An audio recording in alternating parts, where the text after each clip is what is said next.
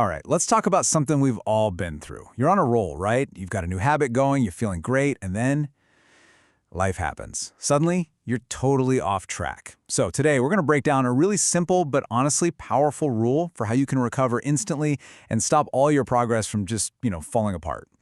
First things first, let's just get this out of the way. Perfection is not possible. It's just not. No matter how committed you are going to miss a day. Life will absolutely get in the way at some point. So the goal here isn't to be perfect, because that's a battle you're just never going to win. And this is the moment that really matters, isn't it? The first time you break that chain, what do? Do you let everything crumble, or is there a smarter way to play it? Honestly, how you answer this question is what separates the people who stick with their goals from everyone else. So to start, we just have to accept that these interruptions, they're not just a possibility. They are a totally normal, expected part of the whole process. And it could be anything, right? You get sick out of the blue, you get called away for an urgent work trip, your family suddenly needs a lot more of your attention, or some other emergency just pops up. These aren't excuses, they're just life, and they will get in the way of a perfect routine. Okay, so if we know life's going to throw a wrench in our plans, what do we actually do about it? Well, this leads us to a super simple but really effective rule that you can use to bounce back immediately. The rule is just this: never miss twice. That's it. So simple, right? But it's a game changer. It means if you miss a workout today, you get back to it tomorrow. No questions asked. If you eat an entire pizza for dinner one night, you make sure your very next meal is a healthy one. Look, you can't be perfect, but what you can do is avoid a second slip-up in a row. And this really gets to the psychology of the whole thing. Missing one time? That's an accident. It happens. It's life. But missing twice? Well, that's not an accident anymore. That's the start of a new habit, a bad one. It's you actively making the choice to let your momentum just die. And this is exactly why the never miss twice rule is so important. It's designed specifically to stop something incredibly dangerous from taking hold, what we call the downward spiral. See, here's the key thing to remember. The first mistake is never the one that actually ruins you.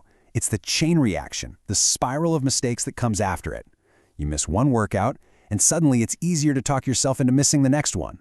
And before you know it, you haven't been to the gym in a month. That's the spiral. That's what we have to prevent. This is one of the biggest differences between people who succeed in the long run and those who don't. Anyone can have an off day, but the people who succeed get back on track fast. The fact that you broke the habit doesn't matter nearly as much as how quickly you get back to it. But to even follow this rule, you have to break free from a really common mental trap, one that holds so many of us back. I'm talking about the all-or-nothing trap.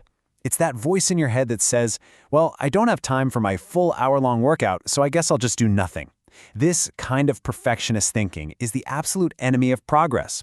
It convinces you that if it can't be perfect, you might as well just give up entirely.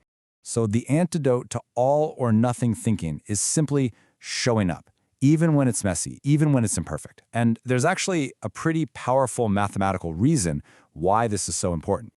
Let's imagine your progress is like money in an account.